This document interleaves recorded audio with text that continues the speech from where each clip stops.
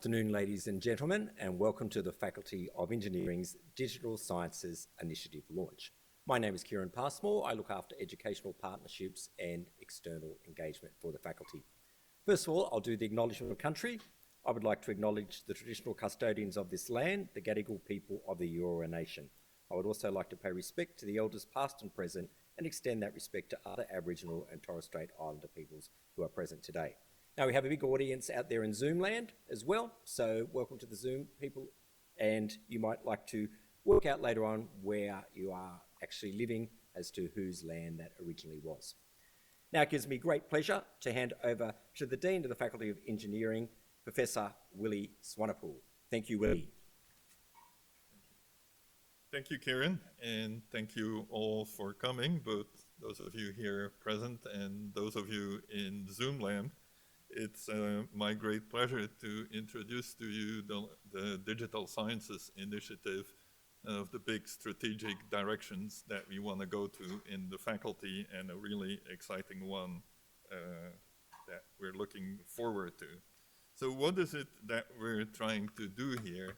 Well, in very simple words, we're trying to put digital at the heart of everything we do.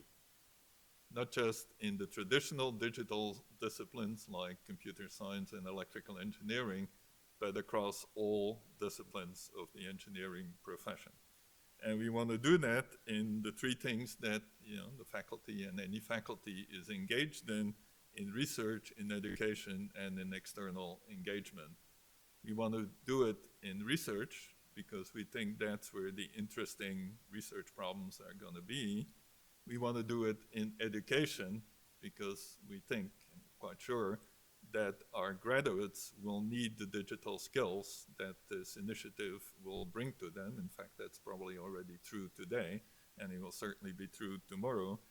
And then in terms of engagement with industry and with the government and all external parties, this is what we hear when we go to industry. People are concerned about digitalization, how it's going to affect their business, how they should treat it. So we really want to be present in that space when we engage with industry and with the government. So that's sort of what it is content-wise, but there's also another aspect to it that's really important, and that is I also want to take this opportunity to sort of create a new ethos in the faculty. Some will say that this is my digital hidden agenda. Perhaps it is, but I think it's equally important that we start breaking down the silos both within the faculty and to the outside. That, different parts from engineering work together on bigger problems. This is exactly what I'm hoping this will do.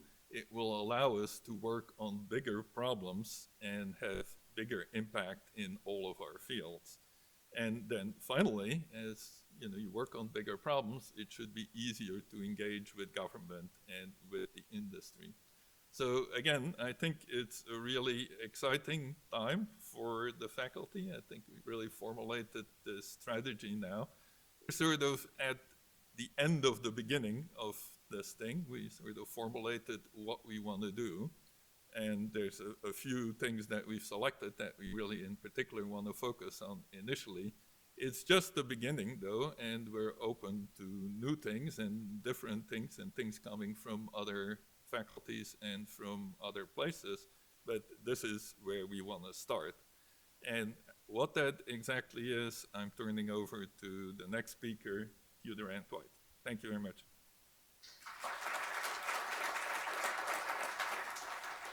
So it's my great pleasure to be here today. I guess I've been involved in the Digital Sciences Initiative now for getting on for 2 years, in fact, really trying to build up the strategy that we want to be engaged in. And it really is an ambitious agenda. It foresees at some point in the future creating a Digital Sciences Institute with 500 academics and staff, probably double what we have now, something like 800 higher degree students, and 6,000 undergraduates. So in effort, about a doubling of where we stand now, and genuinely trying to make us at international scale in the digital technologies, digital sciences area as a whole. We have very specific ambitions also around growing our research presence. We are already in the top 3 in the country in the digital sciences, and we really want to be the undisputed leader in this country in digital sciences, and also within the top 25 in the world. We genuinely have international ambitions in general.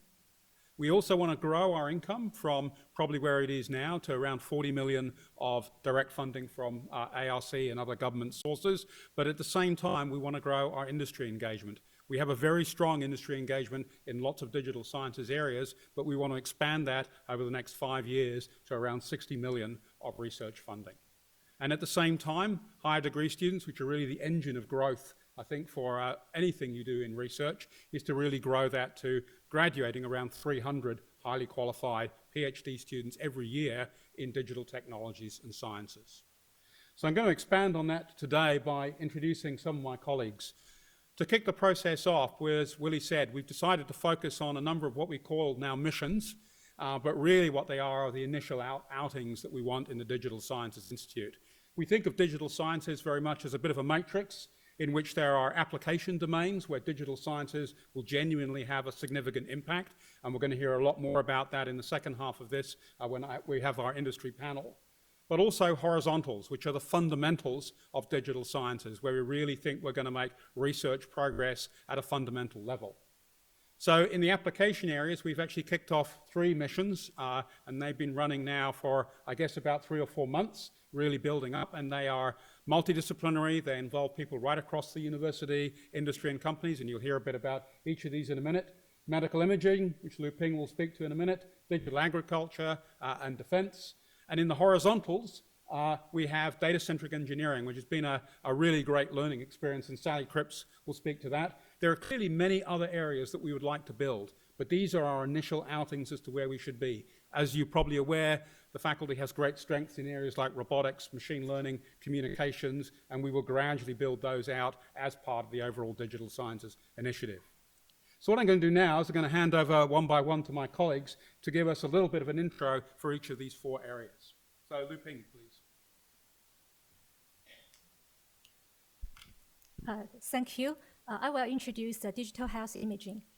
So nowadays, medical imaging has reached almost every corner in modern medicine. So with this program, we aim to develop next generation AI technologies to revolutionize healthcare through advanced medical imaging.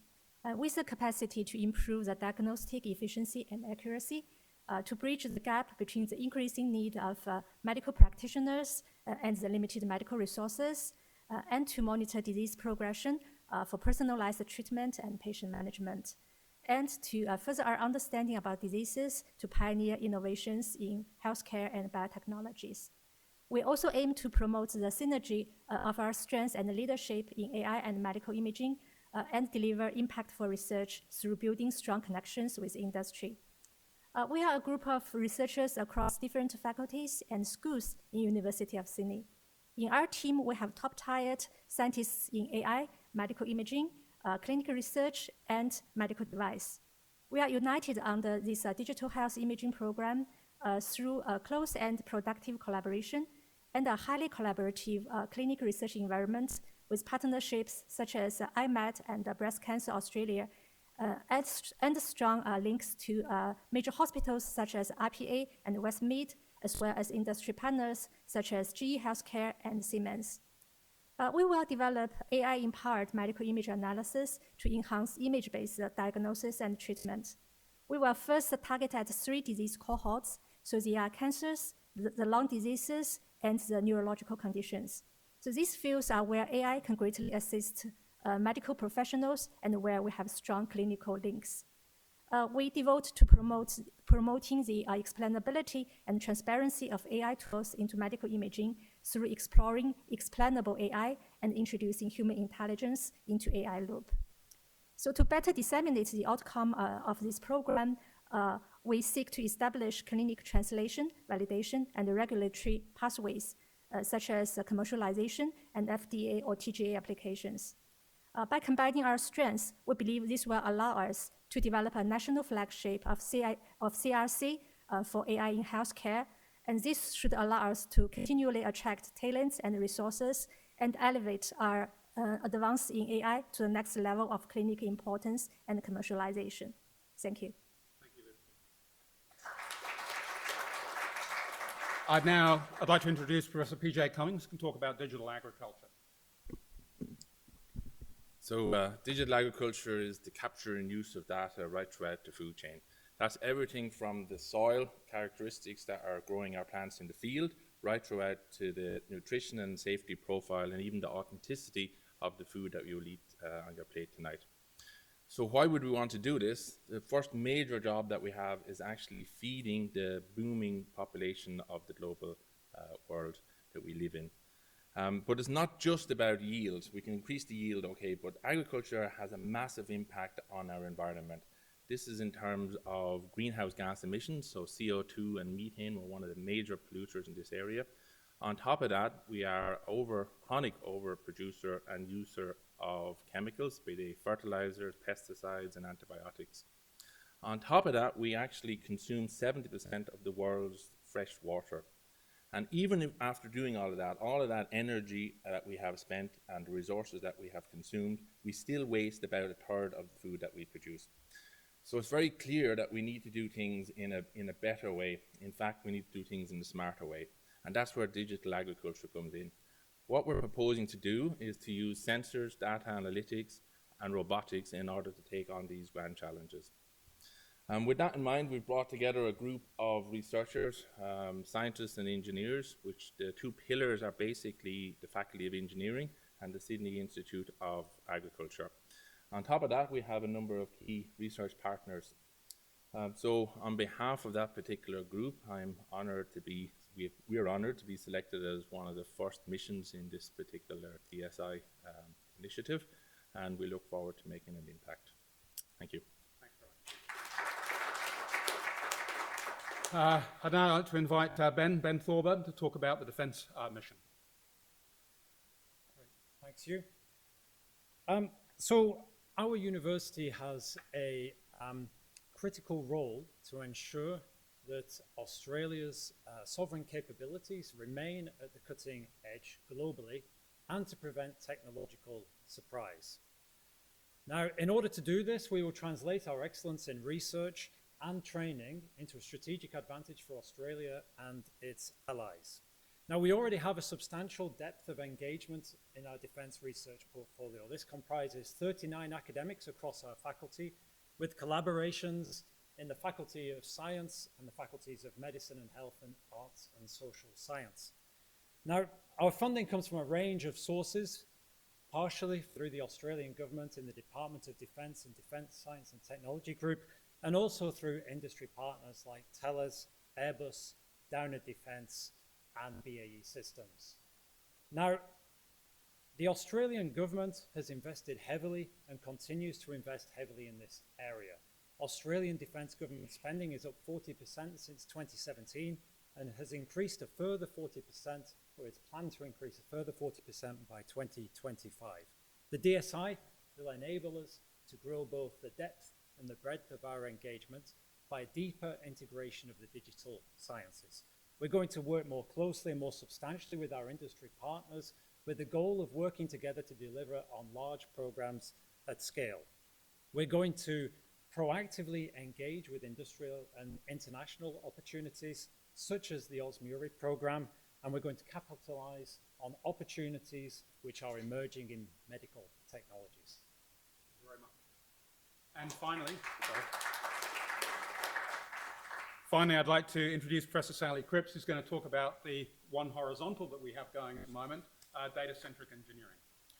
Thank you, Hugh. It's my very great pleasure to be here and talk to you about what I think is a super exciting initiative. And you can see how serious we are about this because we have the mathematics to prove it. So let me just talk about those first couple of occasions. So what is this? What is data-driven modelling of complex engineering systems? It's the idea that we're going to embed information that are contained in physical processes, which, as you can see there, are represented by all those ordinary partial and stochastic differential equations, which I'm sure are very familiar to engineers. But we're going to embed the knowledge there into the mathematics of random processes or probability theory. And the idea is that by doing that, by combining those two sources of knowledge, we will get much bigger gains than we would if we just considered them independently. Why do we want to do this? So why should we do this? Well, you know, data, and we should do this anywhere there is data and physical models, and that lives across all of engineering and science and probably many other fields as well. We're going to leverage off what we're already doing in this space, which is with an ARC PhD training program where we're using and developing new techniques, new mathematics to do this in order to manage Australia's natural resources better. But, you know, we're going to be doing it for fluid flows, whether those fluids are, you know, air or water or plasma. These same principles apply when we build structures, when we design manufacturing processes. And in order to do this, we need, obviously, a multidisciplinary team, and we have that. We have people from maths and stats like myself. There are people from computer science, civil engineering, electrical engineering, and I'm just going to say AMME because it gets too long to say all those acronyms out loud. And so how are we doing this? Well, as I said, it is fundamentally new mathematics that is going to be created to do this. It's pioneering new approaches to engineering modelling. It is, at the moment, there are only two schools really, two engineering schools which are doing this well. And they are at Cambridge and at MIT. And it's been my very great pleasure to work with the engineering folk over this for the last few months to just see the excitement and how we are already getting to where they are, and in a very short period of time, we will become the global leader doing this type of research. This is beyond digital twins. This is digital twins with data in real time. And as I said, it's very exciting. Thank you.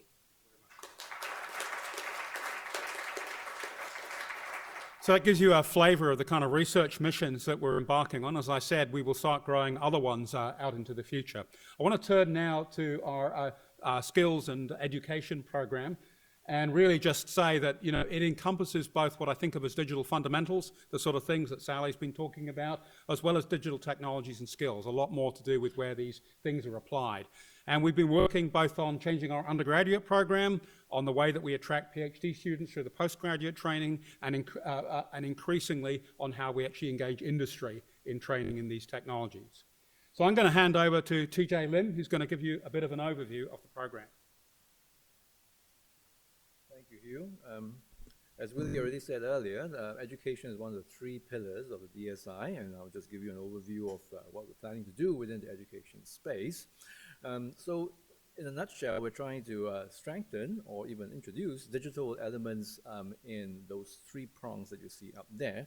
One is in the curriculum of the award courses that we have, such as the Bachelor of Engineering, the Bachelor of Project Management, and so on. We also want to introduce industry-relevant short courses and micro-credentials in partnership with the university's DVCE office, because the university is interested in more of those types of programs going forward, and we'll work hand in hand with DVCE. And we'll also be interested in employing the most modern educational methods and tools, so that we're not just teaching students about digital technologies, but we're actually using digital technologies in our day-to-day activities when we meet students. Now, the reason we want to do this is to establish our international leadership in engineering education for this digital age that we live in. Now, this being the digital age, as everybody knows, we want to equip students with key in-demand digital skills, and this includes things like data science, machine learning, AI, and so on. Now, we also want to improve the learning outcomes of our students and our programs through digitally enabled pedagogy. So in certain things that we try to teach, it's actually easier to make use of digital technology to deliver that content to our students. And the university, perhaps due to COVID, has been pioneering quite a lot of interesting new ways of content delivery, as well as assessments through online and remote learning, and we want to continue doing this in the future. We will also want to serve industry, which has a growing need for continuing education of their employees within the digital sciences and associated areas. So how we do this is to reinforce the digital content within the Bachelor of Engineering core curriculum. We've actually done a bit of analysis, and we've managed to quantify that after the changes that we are going to make, which would hopefully take effect in 2023, the University of Sydney's engineering programs will lead in terms of digital content across all of Australia in many of the streams of engineering. We want to enable breadth as well through various specializations. So concretely, we are already introducing the breadth specialization in innovation and entrepreneurship in collaboration with the School of Business. And I welcome discussions with other faculties to introduce related specializations as well. We want to define a core set of digital tools that we can use across the faculty in collaboration with the EI group within the University Central, and this is already happening. We have lots of discussions and involvement with Adam Bridgman's group here in the university. We will center our continuing education efforts on our research strengths, so instead of introducing courses that are run-of-the-mill introductory machine learning and so on, which is a very saturated market, we will also we will focus more on depth and industry-relevant subject matters. And finally, we will also strengthen industry partnerships through our very special programs such as ESIPS, which I will discuss with our industry partners here in the room later on if you wish. Basically, it's a 6-month-long internship for our students, and these are top students. They will be paid, and I think it's a very innovative and exciting program. So finally, I would just like to acknowledge the people who have led 3 of our task forces within the DSI education group. Tom Goldfinch, who's sitting back there, Ash Kumar and Young No, and they've done a lot of work to help us to prepare this. Thank you, TJ. All right, okay, thanks. So, finally, I would just like to give an exemplar of one of the courses which is actually now already underway, and invite Jinman Kim to give us an introduction to the Masters of Digital Health and Data Science. Thank you. Welcome, everybody. I'm very excited to talk about this new program that we've been launching next year. It's called Master of Digital Health and Data Science. It's co-developed together with Faculty of Engineering and Faculty of Medicine and Health, and it will be co-taught by the necessary experts and disciplinary knowledge that they will bring between Faculty of Engineering to teach data science and Faculty of Medicine and Health to teach digital health. Why we are doing this is because healthcare is commencing a major transformation through digital health.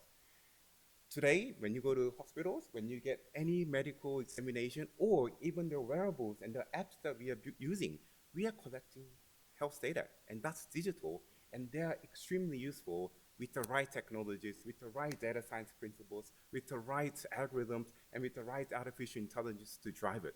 For example, we are now in a position where lots of data from populations of patients, from hospital respiratory, where things are driven by data-driven decision-making, where precision medicine is happening, where we can personalize health based on the data that you provide. And just recently, what's happening with this vaccine sentiment? We are having technologies where Twitter and social media can be pulled to get a grasp of where things or sentiments are going among our population. And so how we're going to do this through this new program is that we're going to teach the right skills. Engineering to teach data science, FMH, clinicians, or clinical experts to teach digital health areas. And what we are very proud of is that we've been establishing strong partnerships across local health districts, hospitals, healthcare communities, and relevant industries to build capstone projects where our students would have an opportunity to apply what they learned, their skill sets in data science and digital health to solve practical problems. And this couldn't have been possible without all the support from many education committees and many consultations across all the faculties. But in particular, I'd like to emphasize Mark Reed, our academic in our school, who's been involved from the very beginning. Of course, Adam Dunn, Ezri Wong from Faculty of Medicine and Health, and of all the other education committees. Thank you. Thank you very much. So that gives you a bit of a summary of what DSI is about. We're going to kind of swap themes now, and you guys are going to sit down. And I've managed to convince 4 leading industry practitioners in the digital space to come and talk to us now. So please take a seat, 4 of you, and I will do a brief introduction.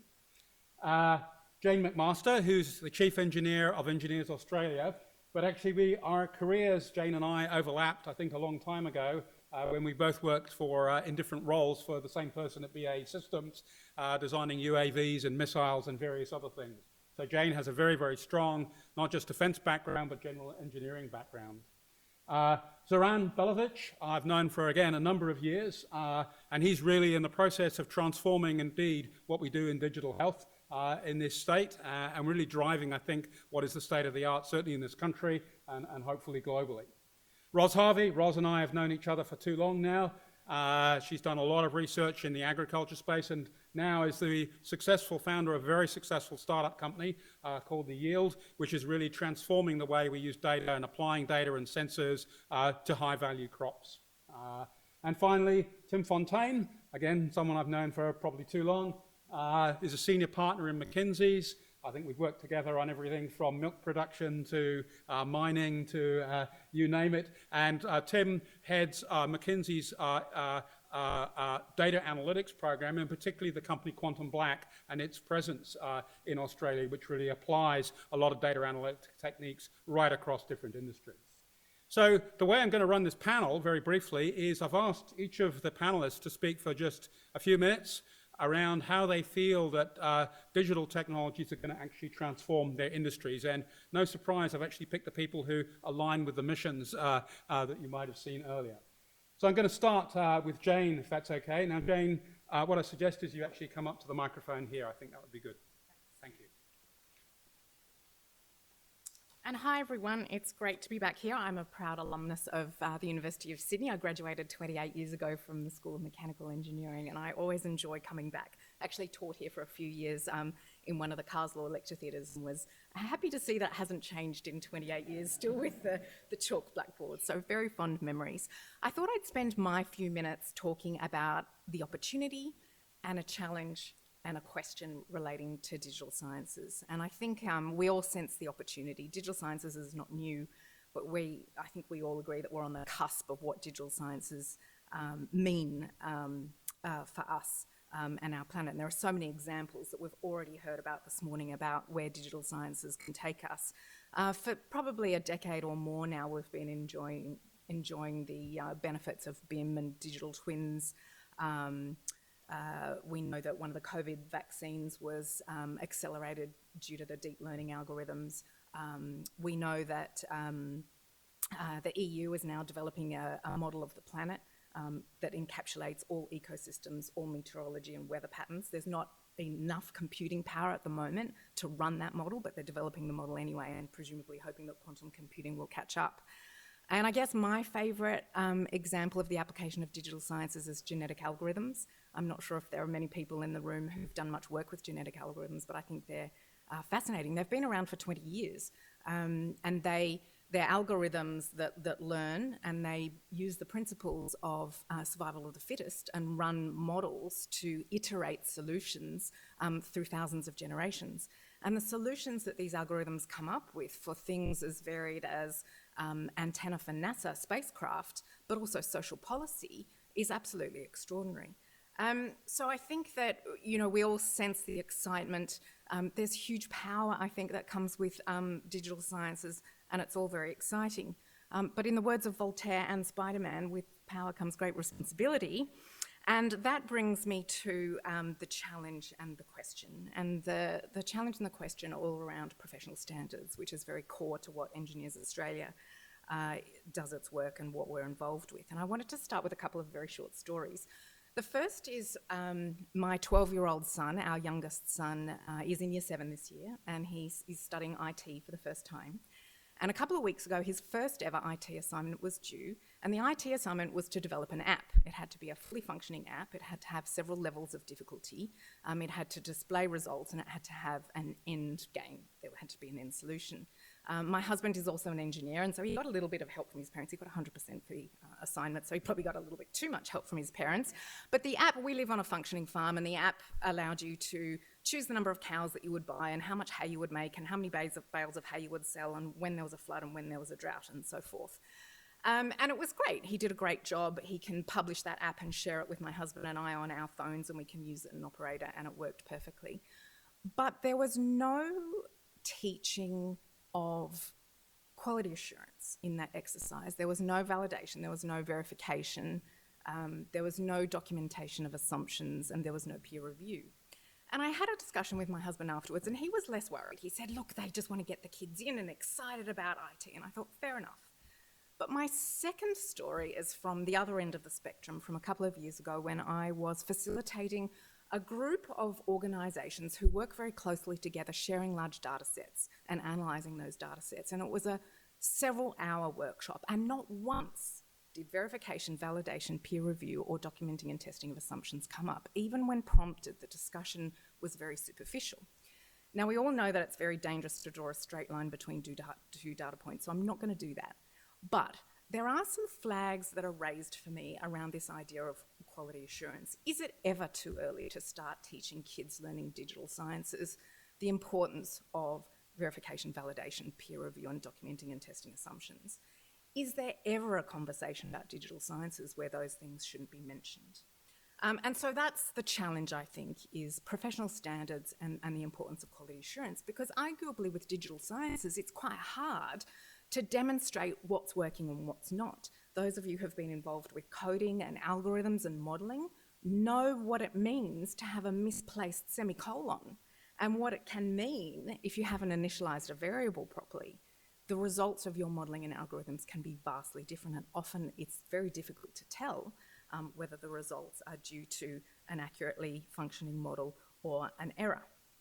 Which brings me to the question, which is, what does this incredibly fast, significant shift towards digital mean for our society? I'm not sure if many of you have read Yuval Noah Harari's book, Homo Deus. It's a very thought-provoking book that proposes that we are perhaps already transitioning from a world where humanity has primacy to a world where data and digital sciences has primacy. And what does that mean for humans and our planet and our values?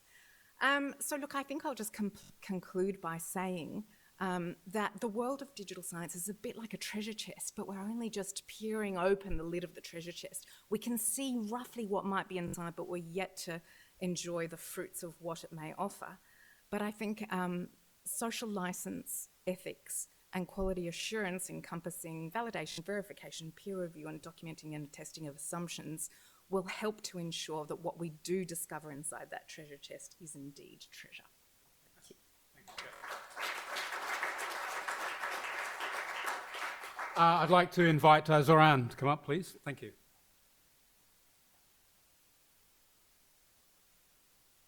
Good afternoon, colleagues. I would like to start by thanking the Honourable Dean and Professor Rent-White for inviting me to join you today. I do apologize in advance that I'm probably the only non-engineer in the room. My background is in medicine, and I've spent most of my career, in fact, on the organizational side of health, looking at how we can improve health systems through the use of data and meaningful use of computer technologies and digital. I'm the Chief Executive of eHealth New South Wales, and we are a specialised agency within New South Wales Health, Australia's largest public health system, and we are responsible for its digital transformation. New South Wales Health has set itself a vision of being a sustainable health system that delivers outcomes that matter to patients and the community, that is personalised, that invests in wellness, and is digitally enabled. So right in the vision statement of our health system is this concept, this vision, this ambition of digital enablement. So we've been on that journey for a few years now, and I'm pleased to say that digital transformation of our health system is well underway. In the first few years of that journey, we have focused a lot on really modernizing and building a lot of our infrastructure and linking up our many facilities. We're a large, complex organization. modernizing our back office systems. And what we are most proud of, then starting to use digital tools and platforms to support the process of patient care through systems like electronic medical records, which are now available in all public hospitals in New South Wales. And what that means now for us is it gives us an amazing foundation for the next phase of this journey, which I think is going to be amazing.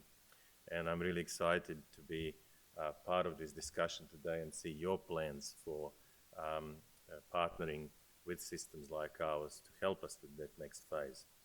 Where I think we will need to see a lot more integration now that we've moved off paper into the digital world. A lot of our digital assets are still a bit fragmented. They are not really truly organized around patients, around citizens. So we have a big task to do in that space. Better connect and link up with our colleagues in the community, in primary healthcare, in NGOs, in private health sector, but also in other human services across the government, like education and family and community services and employment and all those that are critical to people's well-being. And then really it is about unleashing that power of digital to fundamentally change the way that citizens, consumers, patients, whatever you want to call them or us, interact with their health system, and most importantly, take control of their own health and well-being, become a real active participant in the process of care.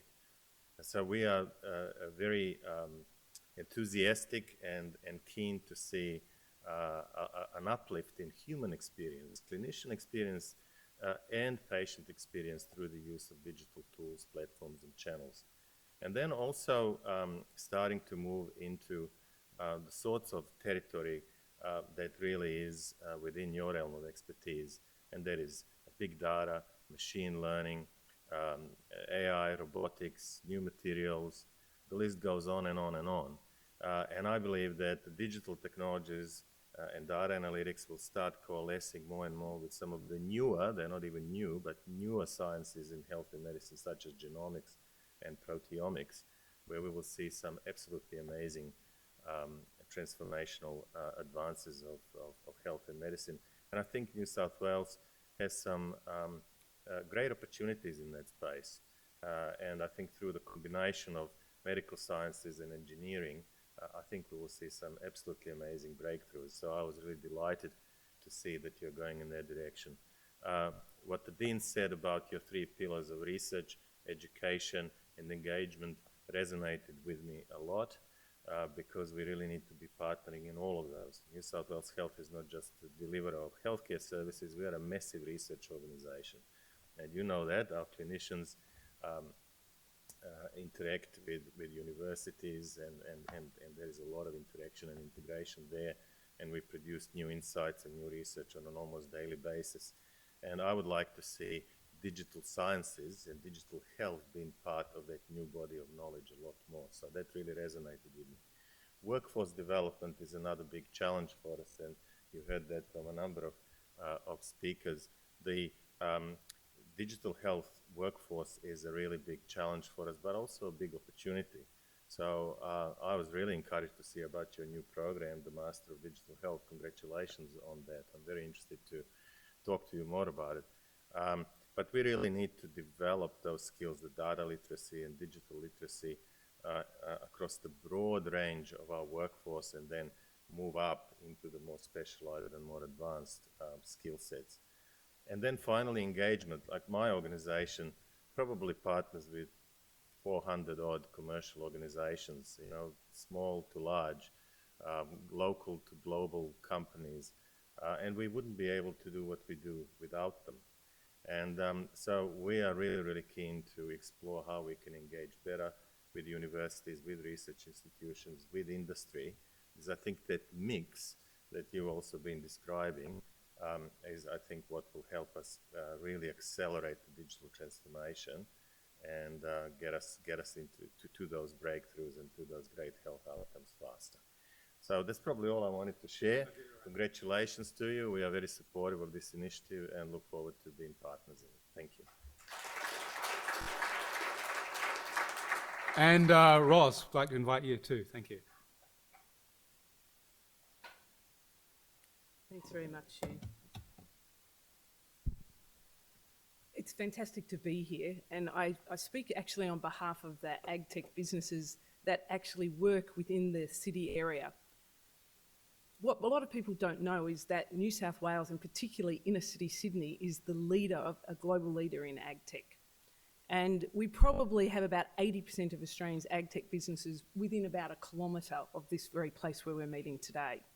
Recently, 4 of the CEOs of some of the fastest scaling up ag tech businesses, of which mine is one, met together with Hugh and Palsec Gabrielle Upton, who's leading the New South Wales Innovation Agenda. And we realised when we were preparing that between the 4 of us, we employed 120 digital scientists, digital professionals, software engineers, that we were doubling revenue year on year, and between us we'd raised $100 million in the last number of years. And all of us were on a trajectory to build global businesses based here out of Sydney.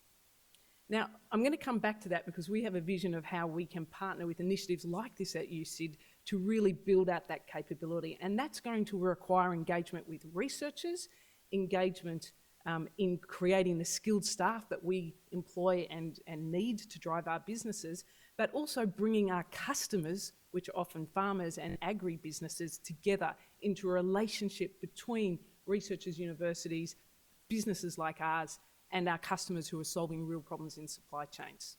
So what's the opportunity? Australia is absolutely a global leader in agriculture. We are at the very top when you look at our productivity, driven by a very unprotected industry sector. We are at the bottom of the league in terms of digital literacy, digital penetration rates, or digital science in agriculture. So that's the opportunity, because we are absolutely world leaders, of which USyd is one, in terms of digital sciences. So how do we bring together that capability with this incredible opportunity to drive change? And that's what businesses like mine are really working on. So I just want to ground it really concretely for you before I come back to how I see us working together in the future by explaining a little bit just about my business, The Yield, but it could equally be about any of these, this cluster of scale-up businesses we would call ourselves in ag tech. So our business uses data to solve for uncertainty in global food supply chains. So what we do is we measure in real-time microclimates, and we take that data, we use artificial intelligence and machine learning to actually predict at a microclimate scale, and then we use that data to solve problems for on-farm efficiency, like when to irrigate, feed, protect and harvest. But we go further than that.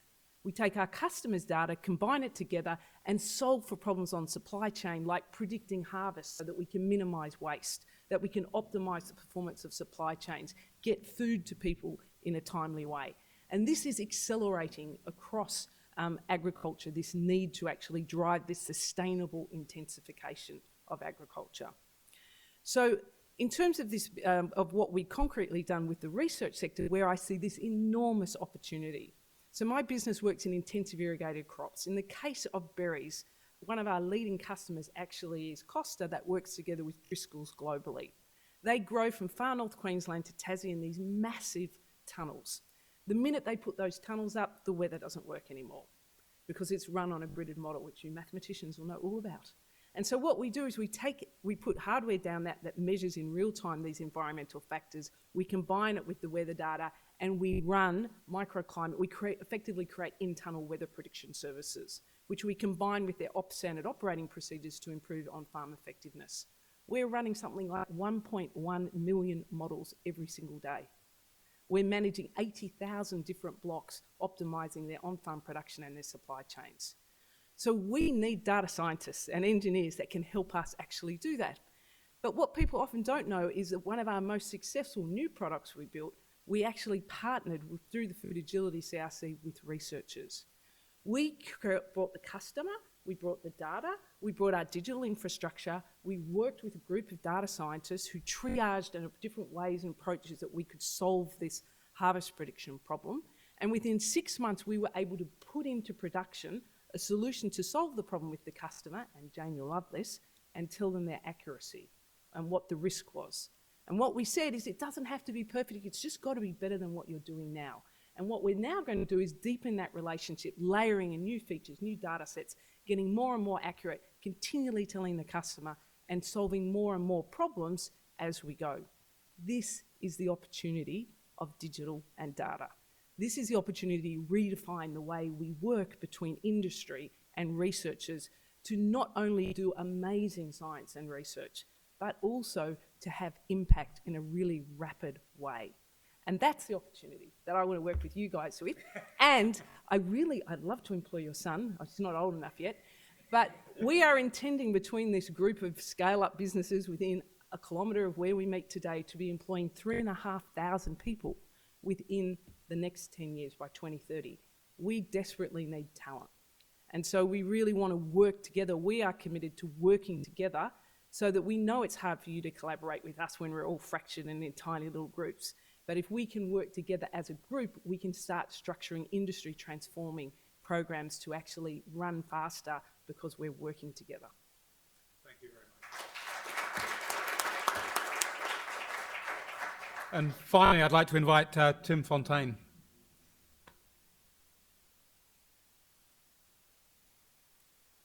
So I do my work at the intersection of research and developments in digital sciences and then trying to help companies, usually companies, organizations, to adopt them.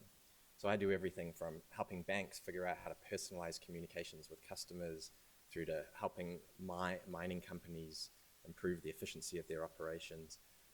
And sometimes I get to do really fun things, like you might notice from my accent that I'm a New Zealander, so I love sailing. So I've recently been creating an artificial intelligence sailor to test boat designs for Team New Zealand in the America's Cup, which they just won. So I do all sorts of different things. But I thought, given I cut across all the different themes of the Institute, I might talk more about what's the philosophy by which we approach adopting digital sciences out in the real world, and then what are some of the challenges and what might that mean for you in this initiative. I believe really strongly that we're at the start of a revolution. Industrial revolutions previously were really defined by a change in energy, so energy use. So the first one was about animal energy through to steam energy for generating kinetic energy. The next one was about electricity, replacing steam with electricity. And when you look back at those, I think there's so much we can learn for the revolution we're facing now.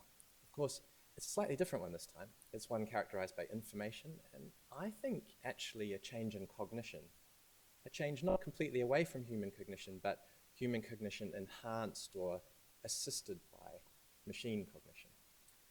And when you look back at what happened in the early revolutions, one thing that's really clear is that it was never point solutions or single things that created the real benefits. Take, for example, the shift from steam to electricity. So old steam-powered factories, they used to be run off generally one really large steam engine, be huge, take up a good part of this room. And the whole factory would be designed around that. So they tended to be multi-story because they'd have fan belts that would go up through the floors to run the machinery upstairs. They would have long axles and cogs and pulleys and all sorts of things through the factory to power machinery. And of course, they were very dangerous places to work. People would get limbs caught in things. And everything had to run off the rhythm of the factory. Now, when electricity came along, people were very excited because electric motors were more energy efficient than steam motors. So of course, people wanted to replace their steam engines with electric motors. And so of course, initially what they did was they literally took out their big steam engine and put in a giant electric motor. These things were huge. I don't think we'd produce such big motors now, probably. And of course, they would get the benefits of lower energy use. But what started to happen in the end of the 1800s, early 1900s, was these new companies came along, these startups, we would call them. And they were very nimble, and they said, well, if we're going to design a factory now, and we've got electric motors, we could make them much smaller, and we could give an electric motor to all our employees, and we could actually rethink how manufacturing occurs. And we could create something called a production line, and we could make Model T cars and all of these sorts of things. So they took the fundamental development of this new technology of electricity, and they reinvented how they manufactured things. And of course, they got lower energy costs, but it was safer, and they could build entirely new things like cars that couldn't have been built before. And when I work with companies, I see so many of them doing exactly the same thing as those old companies that were replacing their steam engines. They're basically taking their existing processes and saying, how can I stick a model or an app on that process and improve it a bit? And so what I try and do is get people to think, well, how can we take a whole part of your business, a whole part of what you do, and rethink it? And I think that's where the power of all this comes. But in doing that, there are a number of challenges. Most of the challenges I find are actually related to people. And three that I wanted to talk about. First one is the idea of multidisciplinary teams. So when I started Quantum Black, I started within McKinsey, which is about 100 years old and invented the management consulting industry.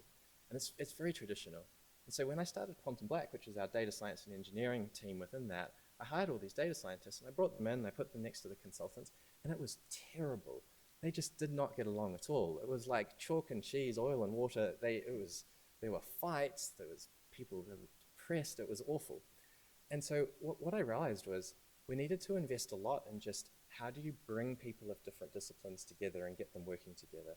And most of the organizations I work with have exactly the same problem. There's a digital department, there's a marketing department, there's a product department, and they're all quite different. We try and bring them together. So that's the first thing. The second thing is the power of translation.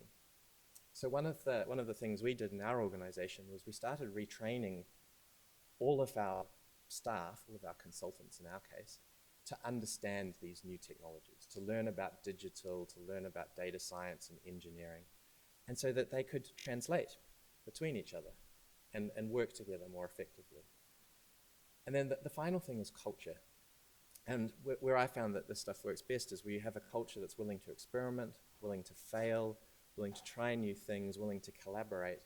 And I think, Jane, your question was really good, that a culture that's prepared to ask not can we do something, but also ask should we do something? Is it the right thing to do ethically and from a privacy point of view and so on? So fostering that culture is really important. And I suppose that brings me to what do I hope you can achieve and how you can help us, but it really comes down to those things. How do you get people to think not just about building applications, but how they might change industries? How do you graduate people who are prepared to work at the intersection between different disciplines and get along with colleagues who have different personalities and different skills? Creating translators, people who can work and understand data science, but also might understand engineering and business. And then finally, how can you create that culture that's prepared to try, that's prepared to ask bold questions, but is also prepared to ask, should we, not just can we? Thank you very much. So I had a lot of backup questions, but you guys did not speak for 3 minutes, nevertheless. I might want to put one last question, given that we've only got about 3 or 4 minutes left, which for me is also important, which is how we kind of genuinely have an impact on the economy through either new companies in this space or, genuinely, trying to really make the most of what this can do to put Australia in a better economic position. I would ask Ros, but she answered it so well already. I might want to start with Tim actually, and then get Zoran to perhaps comment. Well, when we should be on. Oh yeah. When we survey Australian companies and compare them to companies in other countries, we do find that Australia is pined in terms of the overall digital quotient of the country, if you like.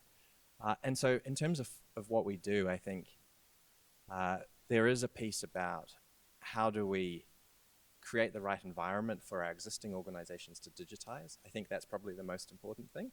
How do we create an environment for investment in new startups?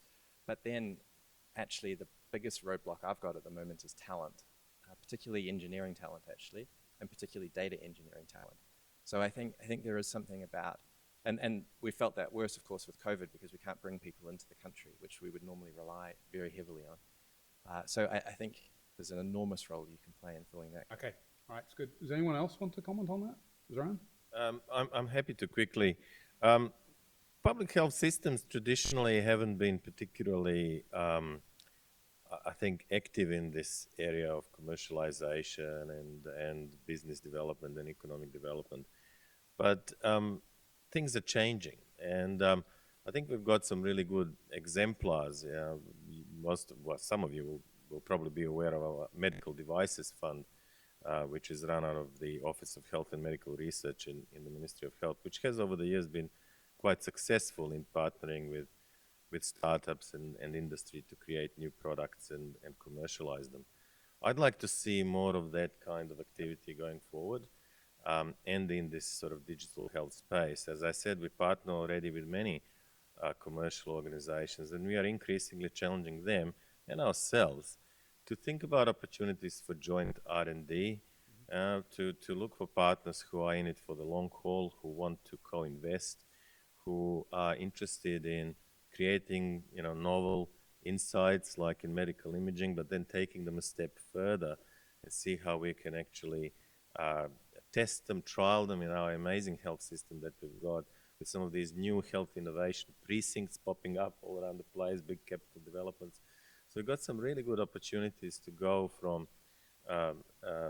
research to proofs of concept to engaging industry, both well-established companies as well as startups, and taking some of the best ideas further into the commercialization space. I actually take a lot of inspiration from agriculture. I was really impressed with your talk, and we have been looking at how they do this, and I'm really, really impressed by it. I think we can probably learn a lot from those joint R&D and commercialization models in that industry. So I'm really keen to, I guess, explore that with you. Any other 30-second comments? I'll go. Hand it to you. Look, three thoughts came to mind, and two of them have been covered already. One's talent, and one's commercialisation and joint R&D and IP and so forth. The third one, however, has also been touched on briefly a couple of times already, and that's explainability. I'm finding that there are a few sectors that are so complex that they're largely inaccessible to a large part of our society and community. One of them's energy, one of them's cyber, and I guess the third one closely related is digital sciences and data.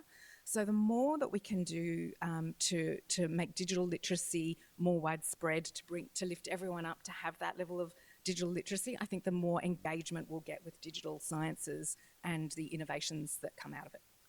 Ros?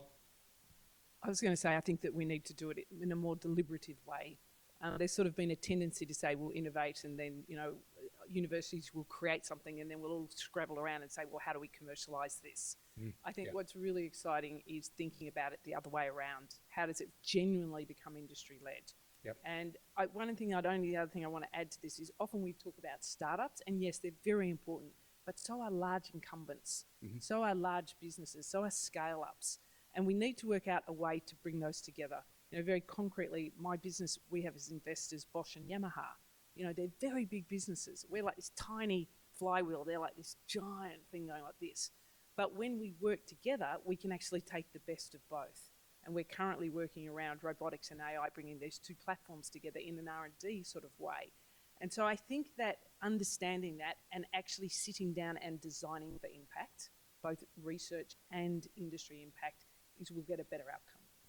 So, Jane, Zoran, Ros, Tim, thank you so much for your time and for your insights. We really appreciate it. As the Dean said at the very beginning, this is the end of the beginning. We really feel that this is going to be a fantastic initiative over the next 5 years and out into the future. So thank you everyone for coming. I believe there are refreshments outside.